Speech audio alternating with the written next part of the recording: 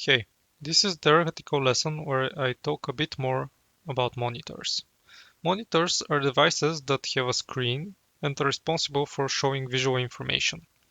Monitors and the windows inside them have a coordinate system for rendering. This system starts at the top left and goes over the X to the right and over the Y to the bottom.